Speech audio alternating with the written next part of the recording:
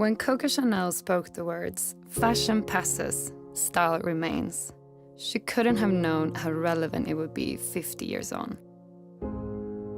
With every season, we see more colors, collections, and styles than ever before. But while fashion moves faster and faster, the concept of clothing hasn't changed much in over 100 years. Textiles still cover bodies and signify social code. Fabrics are still sewn with needles and sold in stores. Maybe it doesn't make sense to disrupt a $1.7 trillion industry. But shouldn't there be something more progressive than design and style changes? Shouldn't there be innovation that alters the entire concept of clothing? This is a film about the people behind the scenes who are working to shape the next big step in clothing history.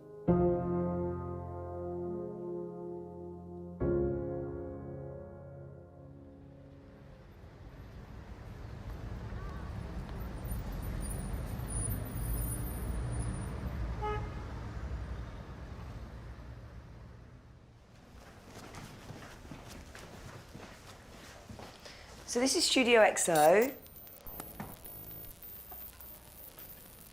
We're here in London in our lab. Basically, it's made up of 4 quarters, so we do all our coding and programming over on this side of the room. Then we have our kind of more traditional fashion, sewing machines, pattern cutting table. And then in the hybrid space, we've got our 3D printers, all of our kind of lathes and tools to mix the hard and soft materials together. Inherently, we're designers, so we are interested in the artistry of design, and very much XO, we explore science fiction. We begin with a narrative, we imagine a world, but for us it's really about making science fiction science fact.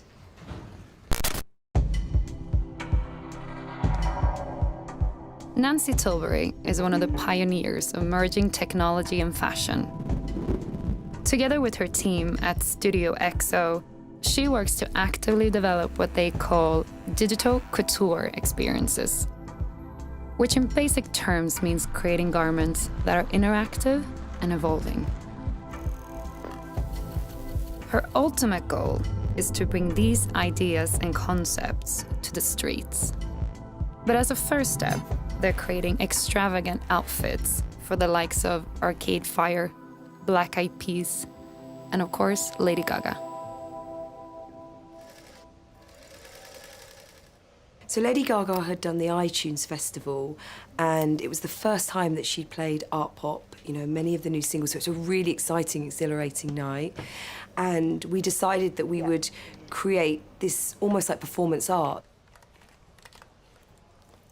We created a dress called Anemone, which she wore in the evening after the events. And as she was leaving, to leave the venue, we set up a performance using Anemone where she came out to the crowd and the dress animated and released bubbles.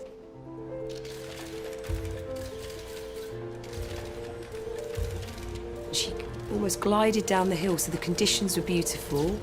The press had to be very silent because it was very late, so you could just only hear the clicking of the cameras and the whirring of the dress together. These beautiful bubbles came out of nowhere, popping, making these structures. The fans were all clapping.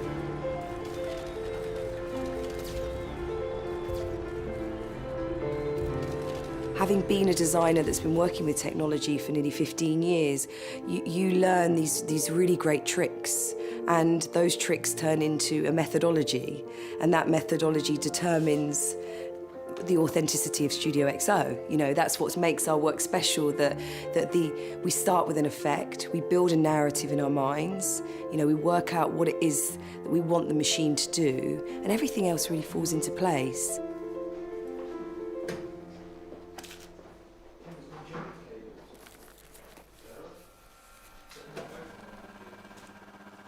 It's amazing, the sound, the fact that it's a garment with a factory inside, that the sound that it makes, the the fact that it's building and producing bubbles, that you have these transformative pieces. So everything throughout the garment is 3D printed.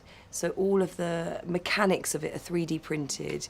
And then we have an architecture inside that's transforming the liquid across the garment into the varying places. So you really, you know, it is pure design engineering that happens to be dressed up as fashion. You know, philosophically, as a project, we're really, really keen to tell people about this transformation in textiles, particularly in textiles and technology, and that even though it's fun and playful and it has all these kind of curious elements, it is a machine that's transforming the way we dress.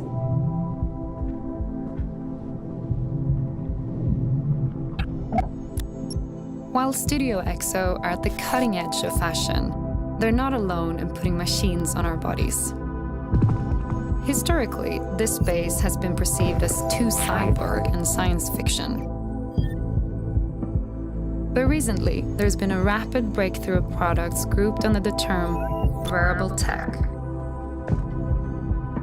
Most of today's solutions are limited to head and wrist displays. Behind the scenes, however, the race is on to integrate technology with mainstream clothing.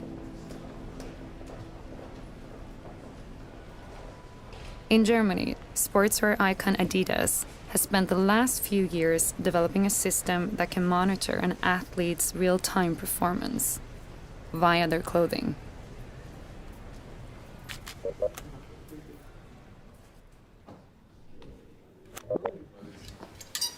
So here we have our TechFit Elite underlayer. So this is the shirt that has the heart rate sensors integrated, and you can see here, you can see a little bit from the outside, but we'll have to take a closer look at that.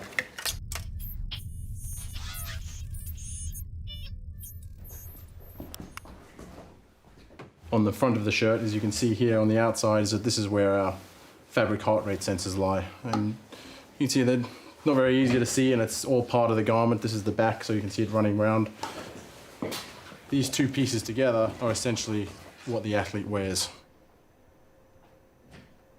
We are currently at the spot where we have heart rate in there. We're looking at adding things like respiration, and obviously you're seeing a lot of other things coming into the market at the moment with integrating movement sensors and accelerometers into fabric, which are very, very small and non-invasive. And I think for us working in elite sports, that's really the key, is that it has to be something that the athlete cannot feel and it doesn't interfere with what they're doing.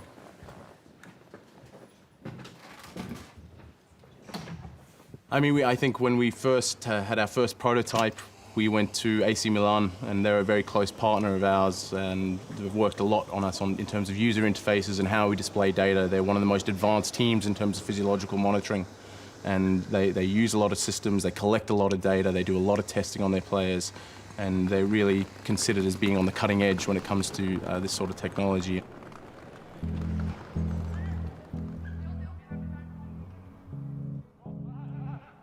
I think the first time we went there with the prototype is we had these shirts with sensors inbuilt to them, and at that time we actually still had a physical wire running through the shirts and not inbuilt fabric sensors.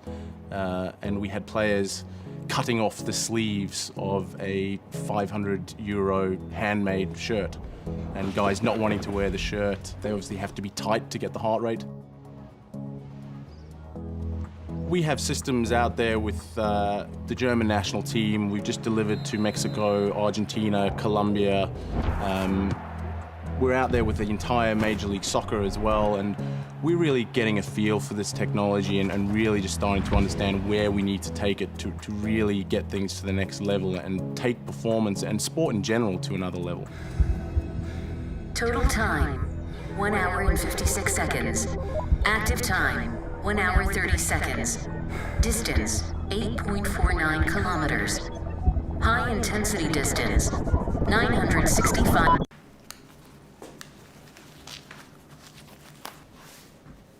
I think sooner rather than later, you're going to see more and more sensors in more and more clothes, and not just in sports, I think in everyday life as well. I think just in terms of normal health monitoring and understanding what your body's going through and in healthcare, and just in general, I think people want to understand more about what they're going through and how they can improve on how they live. So I think we're starting this at an elite level and at a level at which people are getting paid a lot of money to perform. But at the end of the day is we are just measuring things. So it's all about how you use the data and how you present it. Hey guys, can we just come down here? Can I just get you guys in a line on the end there and just like warm up, so jog end to end. So here today, I mean, really we've had some software updates recently, and I'll be looking at some of the changes we've made to user interfaces. So some of them very slight, some of them a bit more major, looking at how we display acceleration as an example. So what we're going to do here, you can see that these guys, the heart rates are in the blue zone at the moment.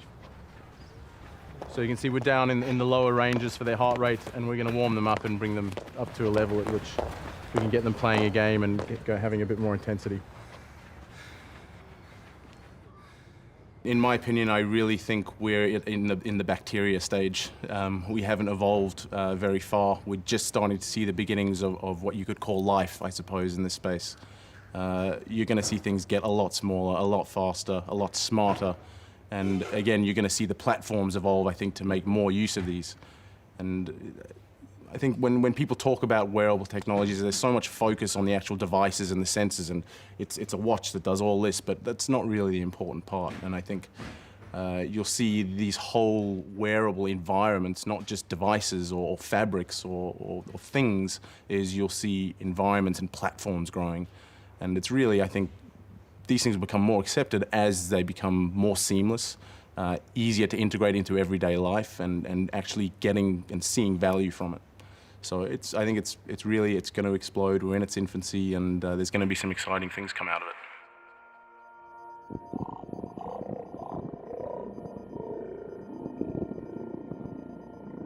When envisioning the future, it's easy to get caught up in the marvels of technology. But could the most groundbreaking of future innovations be organic? Embracing nature rather than dominating it. BioCouture is a design consultancy focused on bringing living and biological materials into fashion and sportswear. Founder Suzanne Lee is currently heading one of the most thought-provoking initiatives in the industry today. I was writing a book about the future of fashion, trying to discover what might be happening in fashion in sort of 50 years from now. So I was talking to lots of scientists and engineers, and one of the people I spoke to was a biologist. He was the first person to suggest to me that if you really want to completely rethink how you might create a piece of clothing, that you could imagine growing a dress in a vat of liquid using bacteria. It just blew me away as an idea, and we just carried on the conversation and began to collaborate.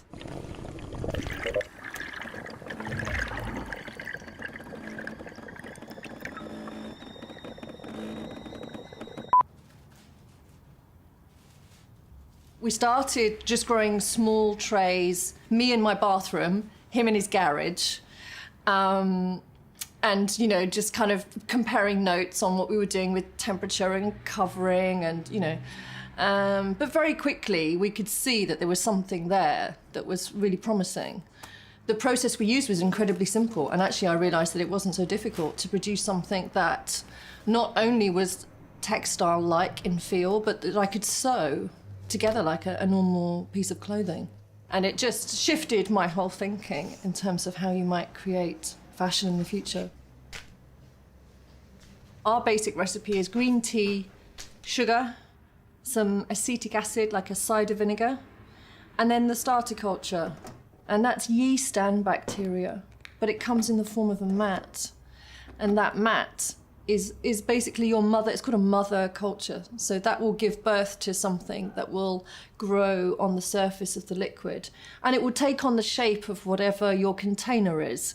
So if you had a star-shaped container, that would be the shape of the material that you grew.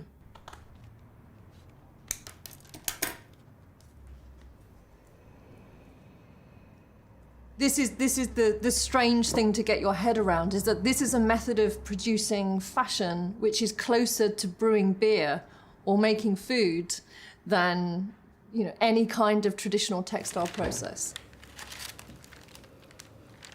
Yeah, so this is fading now. It's not as strong as it was as when it came off the laser cutter. But there's no smell really once they've been dyed. Yeah. When it's come straight out of the vat and it's wet, it smells sugary, sweet.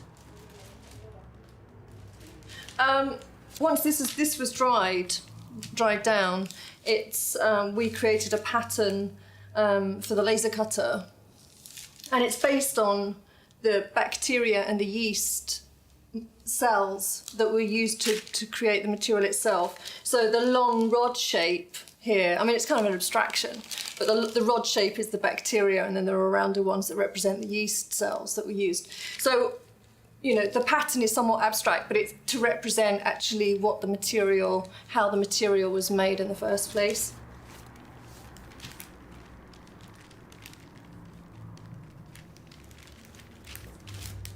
We collaborate with all sorts of other companies, scientists who are growing materials in the lab using living organisms.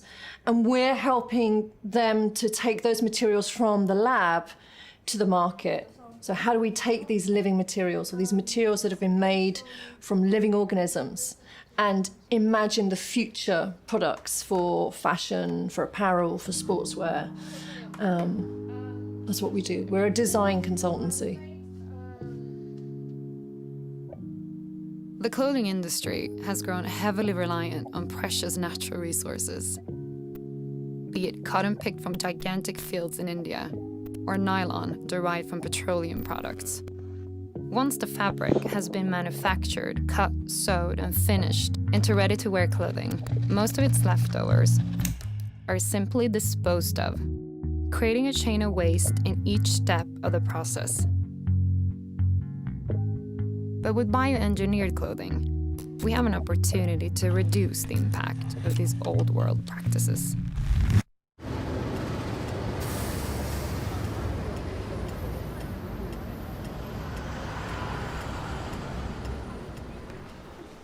When you think about something like fermentation and a living organism, there's kind of no waste, because it's producing both the fibre, organising that into a material for you, and then ultimately, potentially, what you're looking at is being able to grow that material onto the form that you want it to take shape as. Right now, we're not genetically engineering that bacteria to produce the material for us. But the future will be about designing the bacteria to spin the thread, to give it the qualities that we want. So if we want it to repel water, we design that into the cell. If we want it to deliver some kind of nutritious quality to your skin, perhaps, that could all be designed into the material. How do you figure out what we're going to be wearing in 50 years? Well, one way of thinking about that is by talking to scientists and engineers who are working in the lab today on new experimental materials or new ways of thinking about manufacture. 90% of the planet is covered in cellulose material. Everybody's so excited about 3D printing, but what I'm excited about is not today's 3D printing, which is still using oil-based petrochemical nasty plastics and filling the world with more plastic. You know, plastic is my nemesis, you know. I want it to be organic and natural and compostable. Most people in fashion textiles are not hanging out with scientists, you know, really doing geeky research and, you know, asking these questions. Because, you know, fashion is actually just concerned with what's happening in the next 5 minutes. And that's become, you know, increasingly the case over the last sort of 20 years. You know, the time frames for thinking and, you know, making stuff happen in fashion have got shorter and shorter and shorter. It's why we call it fast fashion now, you know. There is no time for R&D in fashion.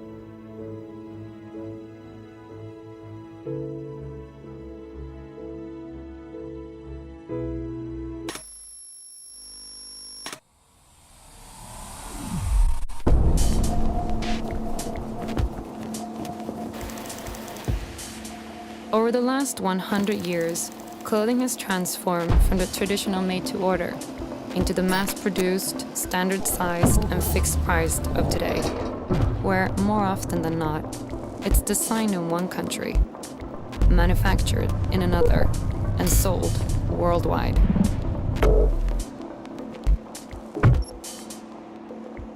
This model, known as fast fashion, has completely changed the face of the industry. So much that in the years between 2000 and 2010, our consumption of textiles increased a staggering 47%. But while new styles at low prices are abundant, this relentless production and consumption is accused of having a much higher cost on the environment.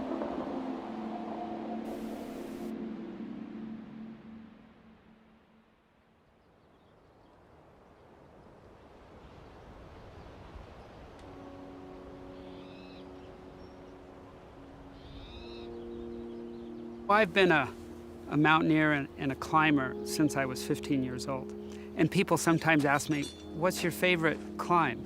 And that's hard to answer because there's a lot of favorite climbs. But one of the ones that I remember best, that I loved the most, was a route on Mount Kenya in East Africa, the second highest mountain in Kenya.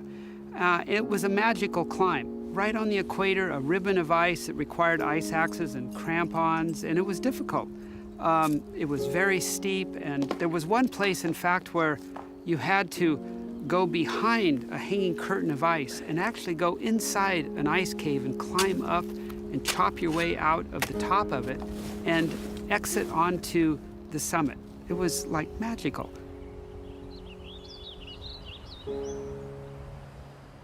But magical as it was, it's in the past tense, because now, with climate change, the ice is all melted and the ice window is gone. Like, it's just not there anymore. It fell off. All the ice just fell off the mountain. So that's like a dagger in your heart when that's one of your favorite climbs in the world and it's not there anymore because of climate change.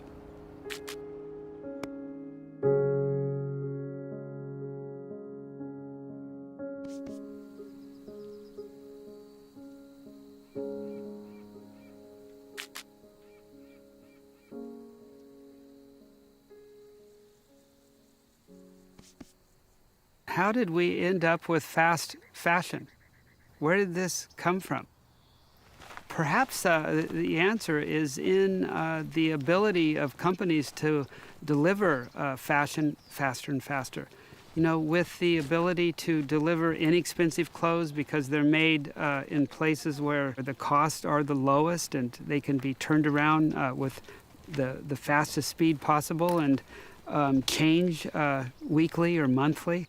Maybe that's just from having that capability, you end up with fast fashion because, you know, that satisfies a desire and a need in people. If that's the case, then it's that desire from the consumer that's driving it. And that's where the change has to come from.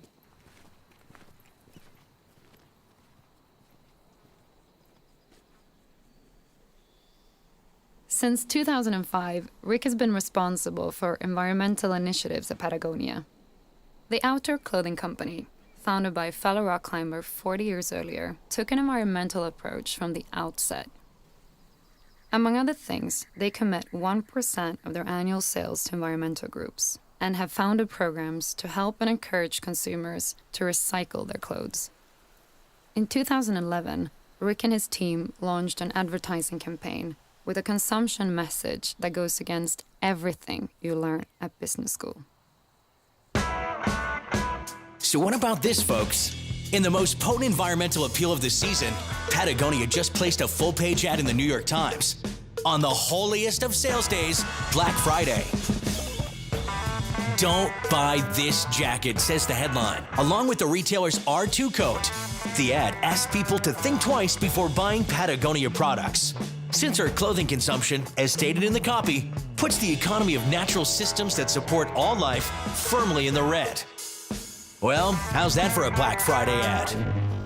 the campaign to try to convince our customers to buy just what they need came out of the recession that began in 2009, when we started to realize that people were responding to the recession by redefining their relationship to stuff, including clothing.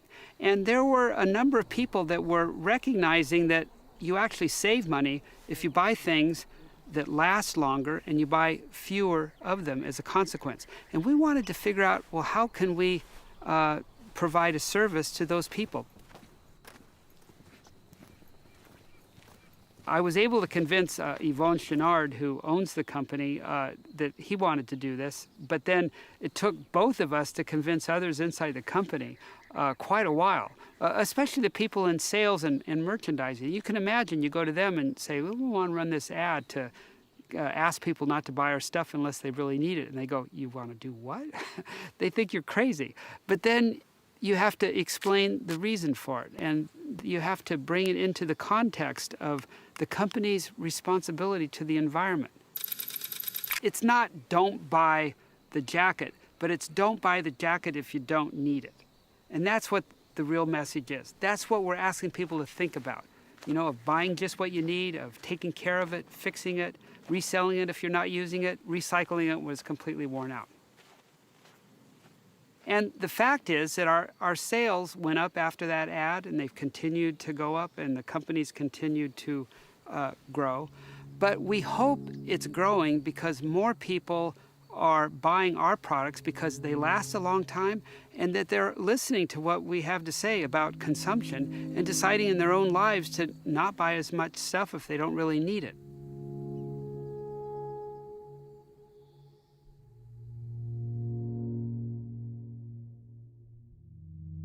I'm a little suspect about making any product that is climate positive, but it's possible to make it approaching climate neutral. But even there, that's a very, very difficult chore, not only with consumer goods, but even with food. You know, take food as an example. Farmers have been trying to develop farming techniques that use no more energy than the sun can put back on the land, and they can't do it. Manufactured goods are even more of an impact than farming with those kinds of technologies.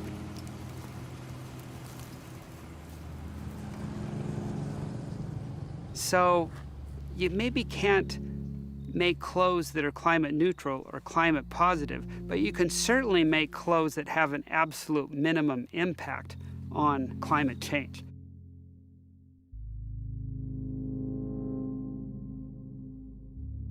Even though the planet has activists like Rick in its defense, their actions risk being just a drop in the ocean. Every year, the process of water dyeing our textiles disposes the equivalent of half a Mediterranean Sea into our rivers and streams. Add to that the 200,000 tons of toxic chemicals that escape wastewater treatment and end up in those very same waterways. That environmental impact, while huge, comes solely from adding color to textiles. I was traveling through China doing a factory visit, and I was driving through an area that was farming watermelons. Up until that point, I ate a lot of watermelons until I drove past the river that was feeding the watermelons the water. Nobody would want to drink anything from that stream.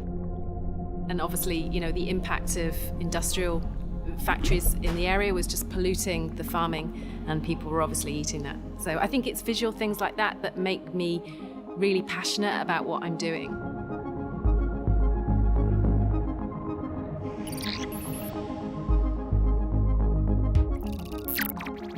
Sophie Mather is a former head of innovation at Nike Asia and an industry expert when it comes to sustainable textiles.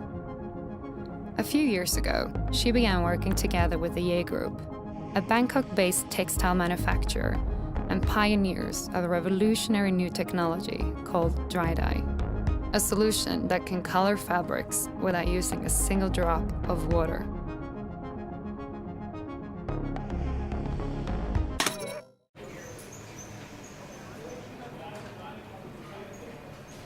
the technology uses a highly compressed gas known as supercritical carbon dioxide to dye textiles. And although the main sustainable feature is waterless dyeing, the process also uses 50% less energy and 50% less chemicals than traditional methods. Still in an early stage of development, there are 7 machines in commercial use today, each with the capacity to color about 1 million yards of fabric per year.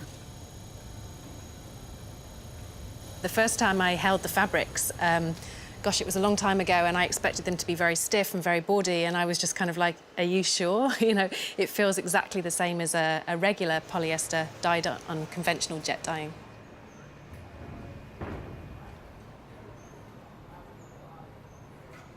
As far as dyeing, I just look at traditional wet dyeing, and I look at the amount of extra water that comes out and the extra colour that goes out. And to me, it just seems historical. It's kind of a no-brainer. Dry dye is clean. You know, everything about it is clean. The fabric is dry.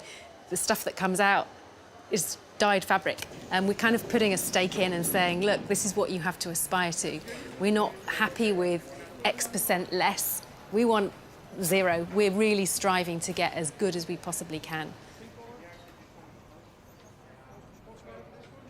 When I first started looking at it, it was dyeing fabrics with 0 water and 0 effluent that was exciting.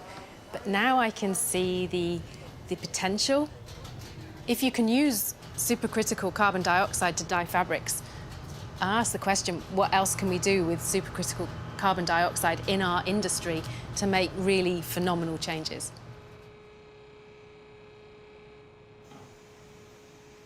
For me, the future of this is taking dry dye and marrying it together with other areas of like future fibres to come up with this solution that hasn't even been dreamt of today. A fibre that comes from renewable sources, a fabric that is dyed without any water, less energy, less chemistry, and also that we can use as a high-value end product into new product when it comes to the end of its life. I think there's a huge amount of inspiration we can take from nature. Looking at the way that, say, butterflies, the Morphus butterfly, how the refraction of the way that their wing structure's put together reflects light in a different way to give them colour. How much more of that can we actually do in the textile industry to put less impact on what we're doing?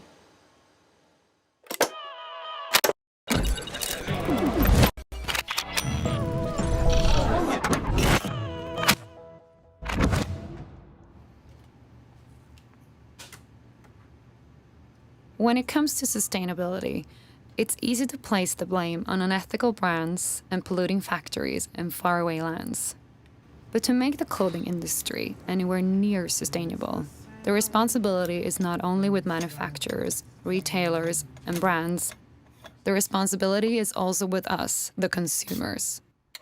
Because as Rick pointed out earlier, while we need to buy less, we also need to care more for the clothing we already own. Take this jacket that I'm wearing, for example. Half of the impact of this jacket on the planet over its lifetime was with Patagonia that made the jacket. The other half of its impact is with me, the person that bought it, and how I use and care for it. In past generations, people would take care of their own products, their own clothes. They would fix them. They would sew patches on them. They would repair them if they're broken to get the most out of them. And in fact, Patagonia, back in its very early days, made repair kits. And now we're making repair kits again for our customers. And not only are we offering repair kits, but we also have made repair videos in partnership with a small company called iFixit that teach people how to fix their clothes if they're broken.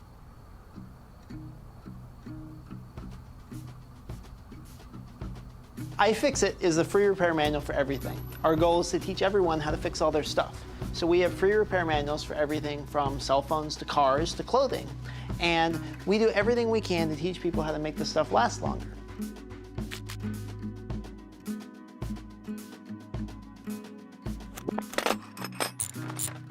I think it's fundamental to learn how to work on the things that we consume. Rather than being a passive consumer society, wouldn't it be great if we could all be more actively involved in our things?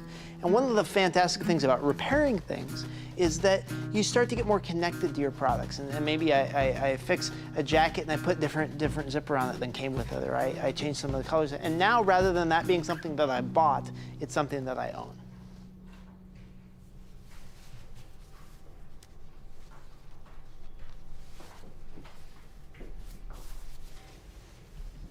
Thinking about it or talking about an environmental problem, I think once you actually do something, once you actually sew something, once you actually fix something, it becomes a real tangible experience. And I think that that changes the way that you feel about it and the way that you interact with it. And suddenly this becomes a part of your skills and your learning and your persona that wouldn't be if you were to just buy a new jacket.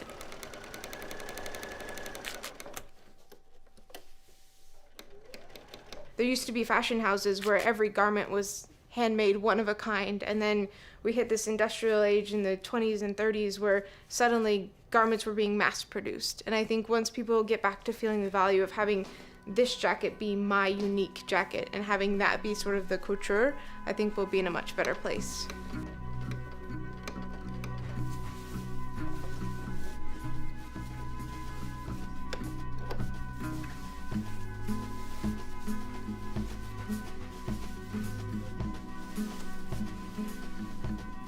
You know, with the clothing that we have, it's intimately connected to us.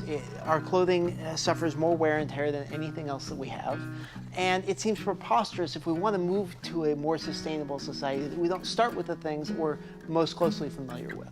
So we started getting going, teaching people how to fix clothes. We started with basic things like how to put a button back on, and then some more complicated repairs like working on zippers. We empower millions of people every month to learn how to repair things. It's been exciting to see people stretch themselves and learn how to repair things they never would have been able to repair before. We see moms fixing iPods for their kids, and now we see kids fixing jackets for their moms. And it's really exciting to see us connecting families and connecting people together through things that used to separate them.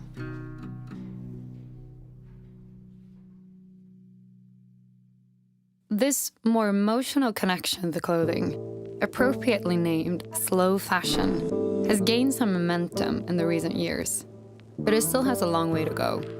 In the UK alone, people own roughly £30 billion worth of clothing that they haven't worn once in the past year. Buying less and caring for clothing is one part of the solution, but there could be other ways too. If you believe in Studio XO's vision of the future, a wardrobe may not be needed in the first place.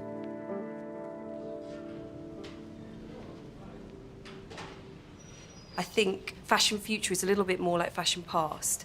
So we will invest in garments that are maybe higher price point. We'll look at other types of models, so maybe subscribing to our clothes, which is really interesting. You know, the idea that we may pay a subscription fee to have vessels that we can consume content. And ultimately, I believe that Generation Digital want to consume like that. You know, actually, the reason why they're going into these big shops is because of the speed at which they want to switch up their fashion.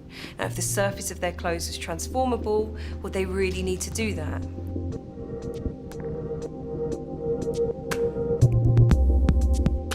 We really believe in Tumblr for the body.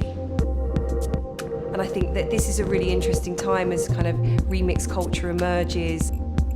What will that mean to fashion?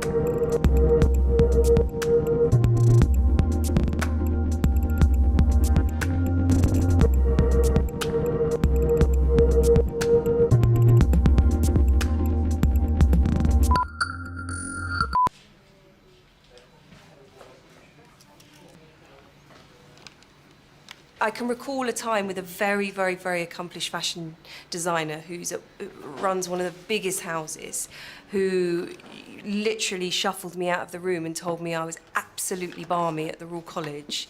And I stood my ground and said, "You are wrong.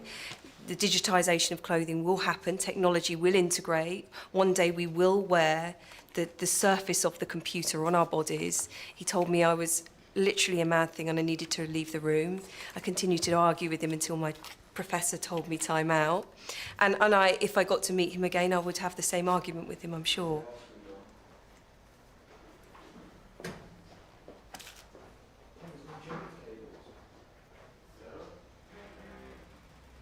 What we will want as fashion and technology companies is to drive forward towards technology that feels like silk. You know, technology that is as soft as wool, that is washable, that has all of the affordances that it's had historically. And that's going to be the hard job, because we're still dealing with silicon, hard components, and that's the transformation. We imagine in the future that as microcomputing happens and fibre science transforms, that this will just be a nod. This is a nod towards a new world that's coming. You know, it's almost like a brave new world of fashion.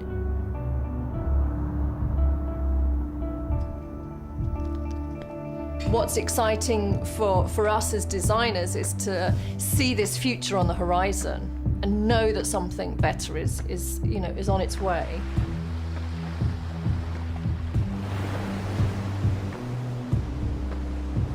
We have two paths in front of us.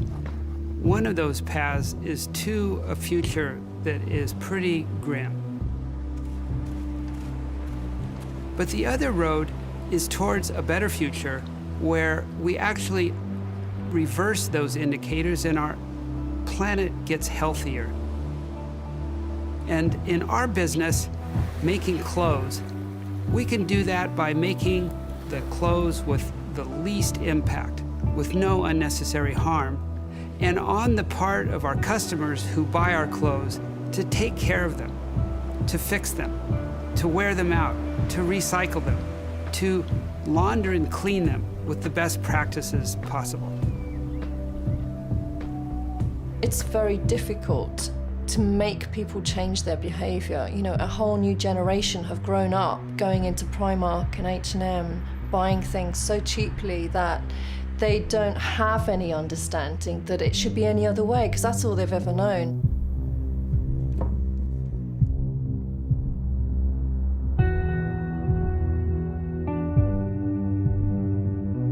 I don't think fashion is really almost prepared for computation, mechanics, hybrid design. You know, it's coming like a tsunami out of nowhere.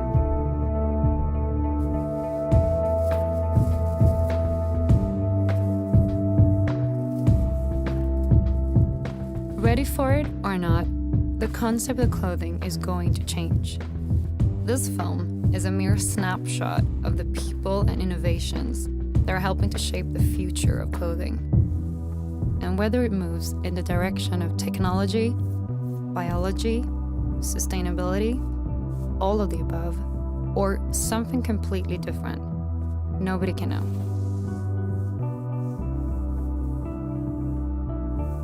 But once the dust has settled, we'll reflect on this time and think that what we ended up with was obvious. The same way we look back at any other transformation we've ever experienced.